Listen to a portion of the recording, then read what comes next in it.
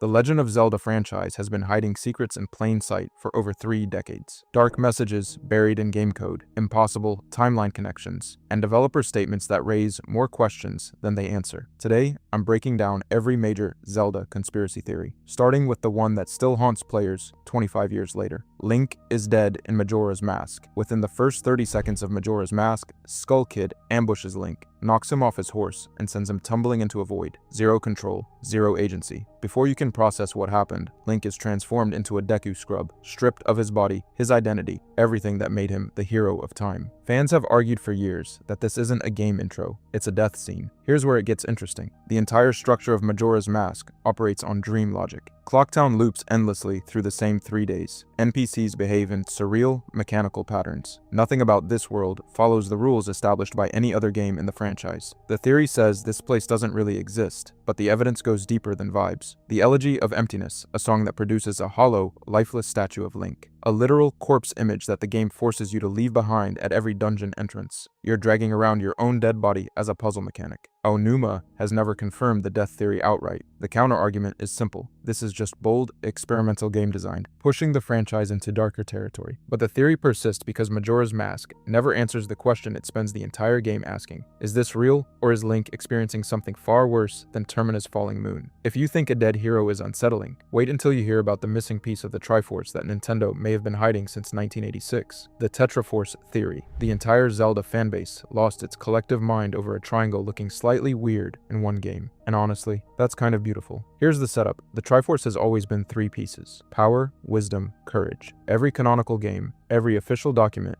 Hyrule Historia itself all confirm this. 3 pieces, 3 holders, 3 golden triangles. That's it. That's the whole thing. But then Twilight Princess came along. And players noticed something in the final boss chamber. The Triforce symbol appeared asymmetrical on certain surfaces, leaving a visible gap, a negative space right in the center where a 4th triangle could theoretically fit. And the internet did what the internet does. It filled that gap with an entire mythology. The proposed 4th piece changes depending on who you ask, which tells you everything. Some fans swear it's time, others say death. A whole faction insists it's void or balance. There's even a camp that ties the missing piece to the timeline, splits themselves, arguing the space between branching realities is a metaphysical fragment Nintendo has been hiding for decades. But here's the thing, none of these people agree on what the piece actually is because it doesn't exist.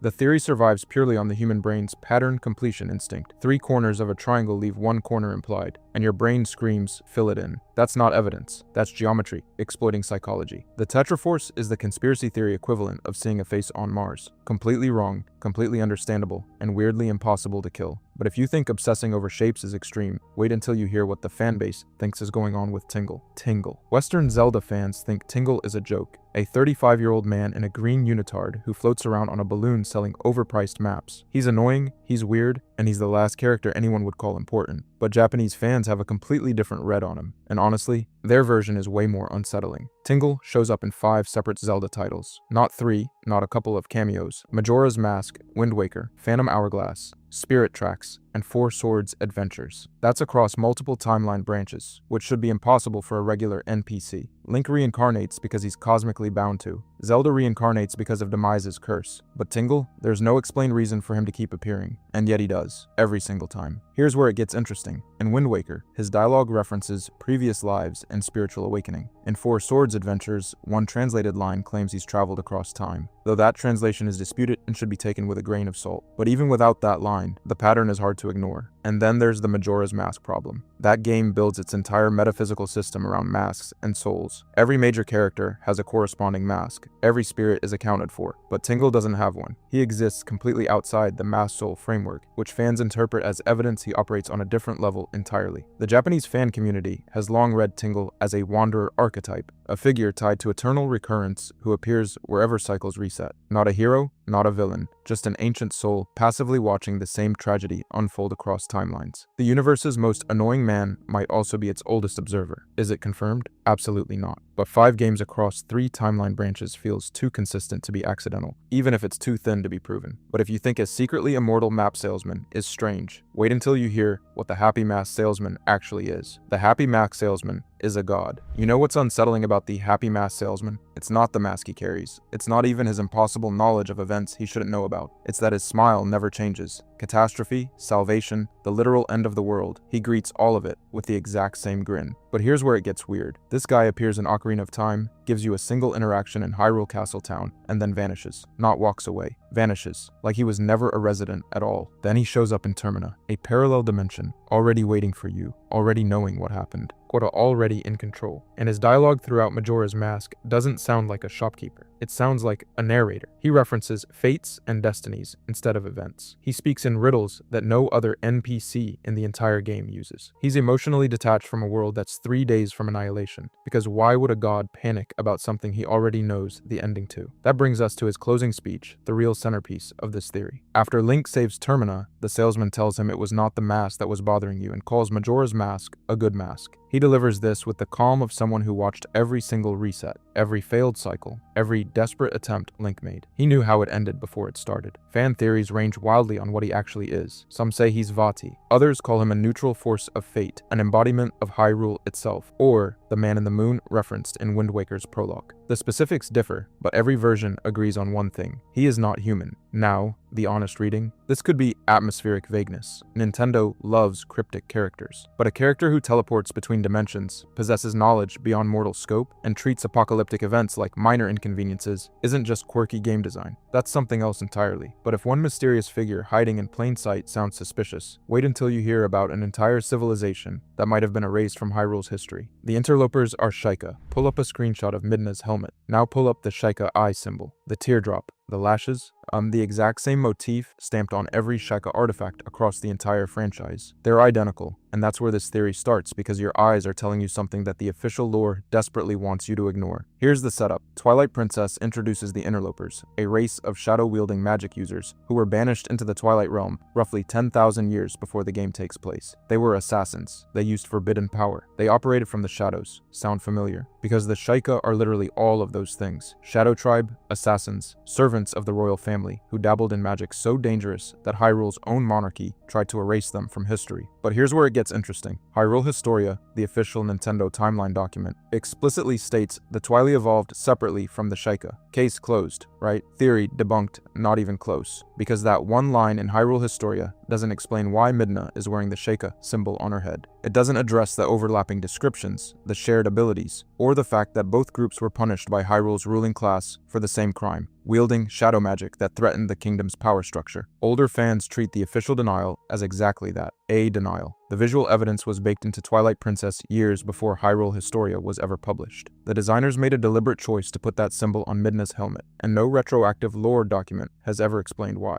This is the rare conspiracy where the debunking actually makes it stronger. Canon says no, the game's own art says yes, and nobody at Nintendo has ever addressed the gap. Sometimes official lore doesn't close questions. It just makes the unanswered ones louder. But speaking of things hidden beneath the surface, the next theory takes that idea literally. Hyrule is actually underwater. Up until now, a lot of these theories have been fun to think about but hard to prove. This one is different. This one has receipts. Wind Waker's entire prologue spells it out. The gods looked down at Hyrule, saw that the Triforce had gone unclaimed while evil spread across the land, and made a decision that sounds insane when you actually stop and think about it. They drowned the entire kingdom. Not a city, not a region. The whole civilization, buried under an ocean. Then sealed away so completely that the people living on the scattered islands above have no idea what's beneath them. But here's where it stops being a simple plot point and starts becoming something heavier. In Phantom Hourglass, you can navigate underwater ruins that are explicitly identified as Hyrule Castle. You're swimming through the throne room of a dead kingdom. Every room you explore is a grave, and then there's the detail that makes the whole thing click into place. Spirit Track's overworld map, the one with trains running across solid ground, mirrors Wind Waker's ocean map almost perfectly. The track routes follow the same geographical patterns as the sea lanes between islands. The designers literally took one world, drained the water, and built the next game on top of the bones. So the conspiracy isn't whether Hyrule is underwater. That's confirmed, canonical, done. The real question is what it means that the gods looked at an entire civilization and decided the best course of action was to erase it, not save it, not intervene, drown it, and start fresh. Every island in Wind Waker is a tombstone, and every character sailing between them is living on top of a mass grave they don't even know exists. That's not a fun Easter egg. That's the darkest thing in the entire franchise. But if the timeline itself feels like it was built with intention and purpose, wait until you hear about how the most important split in Zelda history might have been a complete accident. The Ocarina of Time split was an accident. Here's the thing about the most celebrated piece of Zelda lore in existence. It might be a mistake. Ocarina of Time's time travel mechanic splits the narrative into two timelines, adult links and child links. Fans spent years mapping every game onto those branches, building an intricate web of connections that felt like uncovering a grand design. But the game's original developers have been pretty clear. They wrote a straightforward time travel story, not a branching universe, not a multiverse blueprint, just a kid pulling a sword and jumping forward 7 years. But here's where it gets uncomfortable. Hyrule Historia, the book that finally gave fans their official timeline, didn't come out until 2011. That's 13 years after Ocarina of Time launched. 13 years of fans building elaborate theories about intentional design, only for Nintendo to publish what is essentially a retroactive explanation. Now, if they weren't revealing the plan, they were making one, and the proof is baked into the document itself. Historia introduces a third timeline branch. The hero is defeated Split, which only exists because certain older games didn't fit into either of the two branches fans had already mapped. There's no in-game moment where this branch happens. No cutscene, no dialogue. It's a bureaucratic fix for a continuity problem, not a narrative choice. Aonuma himself has talked about how Ocarina of Time left unresolved paradoxes that spawned decades of fan theories. Read that carefully. That's not someone celebrating a master plan. That's someone acknowledging loose ends that took on a life of their own. So, what does that mean for every theory we've covered so far? If the timeline was improvised, what exactly are fans decoding? The answer is honestly kind of beautiful and kind of devastating at the same time. Accidental brilliance is still brilliance. The connections fans found are real, even if nobody put them there on purpose. But it does change the nature of the search. You're not uncovering a hidden design, you're imposing one. And if that shakes the foundation a little, wait until you hear what the Zonai reveal does to the entire history of Hyrule. The Zonai are the ancient ones. Every theory we've covered so far lives in the space between speculation and suggestion. Thematic parallels, visual clues, developer silence. But this one is different. This is the one where the conspiracy theorists were right, and Nintendo actually proved it. Before Tears of the Kingdom even launched, Breath of the Wild had players obsessed with the Zonai. Scattered across Hyrule were ruins that didn't match anything else in the franchise. Massive stone structures, labyrinthine architecture, technology that looked thousands of years more advanced than anything the kingdom had ever produced. Pre-release materials described the Zonai as sky people, and that single phrase sent the community spiraling. Were they gods? Aliens? The original builders of everything Link had been walking through for hundreds of hours? But here's where it gets wild. Tears of the Kingdom didn't just confirm the Zonai existed, it confirmed they were literally godlike beings with immortal lifespans who built the Sheikah slate technology, the ancient shrines, the divine beasts, all of it. And every piece of advanced tech Link relied on across both games traces back to a single civilization that fans had been theorizing about for years. And that's not even the biggest reveal. The royal Hyrulean bloodline directly intermarried with the Zonai. Rauru, a Zonai king, founded the kingdom of Hyrule alongside a Hyrulean woman. Therefore, every princess named Zelda, every iteration of the royal family across the entire franchise, carries Zonai blood. The ancient architects aren't just some collapsed civilization buried under ruins. They're the founders, the actual, traceable, biological origin of the kingdom itself. This changes everything about how the franchise's mythology works. The gods of Hyrule aren't abstract golden goddesses watching from some unreachable heaven. They're a physical,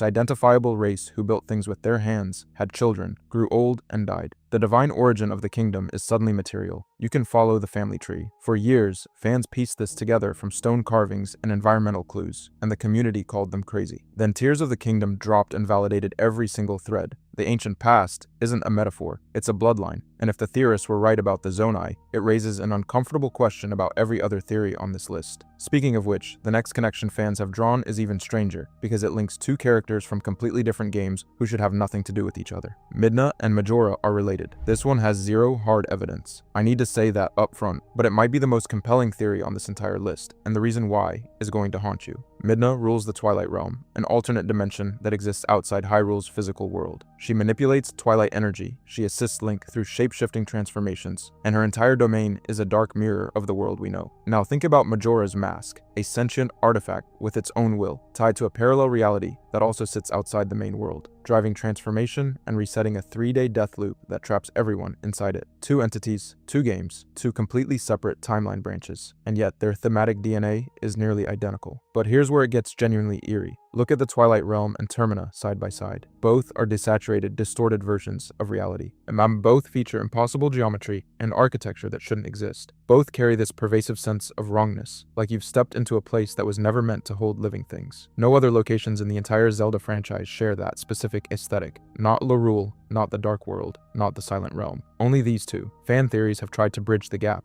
Some propose Midna and Majora are siblings in an unnamed pantheon of chaos entities, dark gods that exist between worlds. Others suggest Majora escaped into the Twilight Realm after the events of Majora's Mask, which would create a cross-timeline connection Nintendo has never acknowledged. The Hyrule Historia makes zero textual connection between them. They exist on different branches with no explained overlap, and yet the theory persists.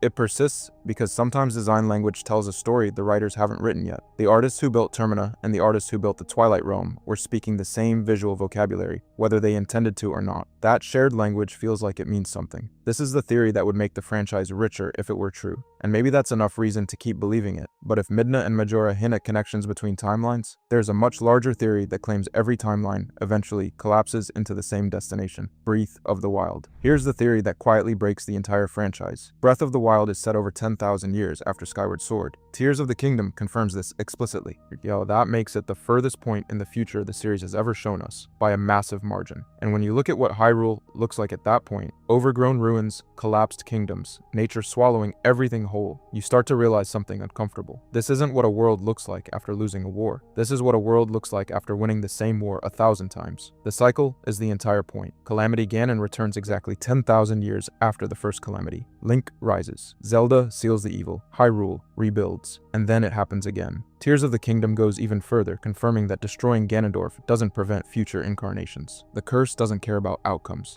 On victory and defeat both feed the same loop. But here's where it gets quietly devastating. Some theorists argue that every single timeline, the one where Link wins, the one where Link falls, the one where Hyrule floods, they all converge here. Every road leads to the same ruined field. Every hero's sacrifice buys another few centuries of peace before the whole thing collapses again. The open world you're exploring isn't a fresh start, it's an endpoint. The final answer to 10,000 years of the same question asked over and over. And the worst part is that the games themselves seem to agree. Tears of the Kingdom makes the cyclical nature of the conflict a central narrative theme. Characters talk about it openly. The story doesn't hide from it. The implication isn't buried in subtext anymore. It's practically text. Link will always rise. Ganon will always return. And Hyrule will always end up looking like this. Every victory in every Zelda game you've ever played was real. It mattered. But it didn't save anything permanently. And that might be the most honest thing the series has ever said. But if that existential gut punch wasn't enough, the next theory proves that Breath of the Wild was hiding its biggest secret in the first 5 minutes. The old man is the king. You meet him within minutes of waking up. He's sitting by a campfire on the Great Plateau, cooking apples, looking like every generic tutorial NPC you've ever ignored in your life. He gives you directions. He tells you about Calamity Ganon. He hands you a paraglider.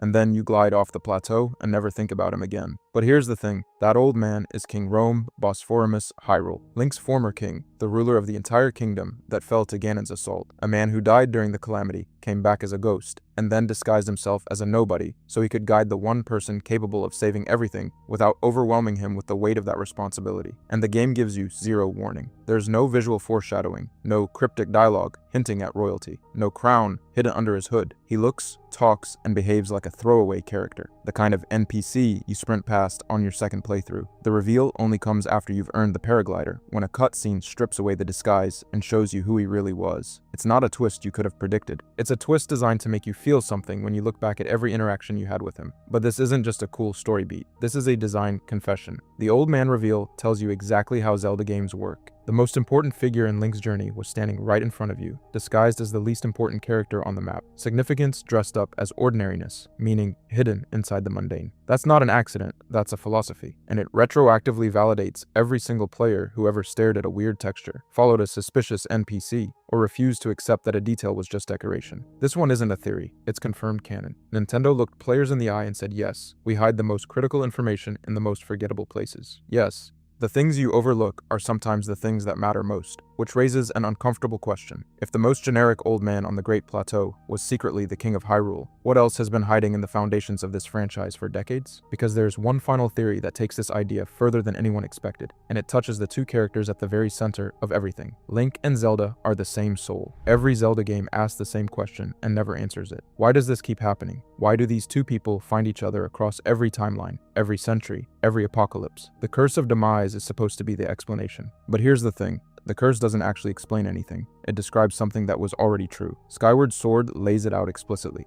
Demise declares that incarnations of his hatred will forever pursue incarnations of Zelda's spirit and Link's blood. Read that again. Incarnations, plural, applied to both of them simultaneously. Not Zelda will live once and Link will chase her ghost. Both of them reincarnate. Both of them cycle. Both of them are described with the exact same cosmic language, as if the game is quietly telling you they aren't two separate people at all. Hyrule Historia takes it further. It doesn't call them allies. It doesn't call them partners. It calls them bound souls. And their powers aren't independent. They're complementary. Wisdom and courage. Two halves of something that only functions when both pieces are present. Across every game, every generation, every version of Hyrule, neither one is complete without the other. That's not a coincidence. That's a design, but the strongest evidence comes from the game nobody expected it from. In Spirit Tracks, Link becomes a spirit. Zelda inhabits a physical body. They literally swap roles. The hero loses his form, the princess gains agency in the material world, and the game plays out as if this reversal is completely natural. That only works if the boundary between them was always artificial, if they were always interchangeable expressions of the same force wearing different faces. The cycle of rebirth doesn't bring them together because they're fated lovers, though fans have read it that way for decades. It brings them together because the universe is trying to reassemble something that was split apart. Two vessels carrying fragments of a single soul drawn toward each other across every catastrophe, because apart they are incomplete. Courage without wisdom is reckless. Wisdom without courage is paralysis. Together they are the only thing that has ever stopped the darkness. And that changes what every Zelda game actually is. Every title since 1986 isn't a sequel. It isn't a reboot. It's the same soul waking up in a new body, looking across a ruined world, and finding the other half of itself, again, for the 40th time. Not because a curse forces it, but because that's what this soul does. It forgets, and it remembers, and it reaches out, and it finds what it lost. 40 years of games, dozens of timelines, hundreds of hours of gameplay, and underneath all of it, one soul split into two people who have been trying to become whole since before Hyrule had a name. They still haven't finished the story. If you enjoyed this video and want to see more, and click the video on the screen now.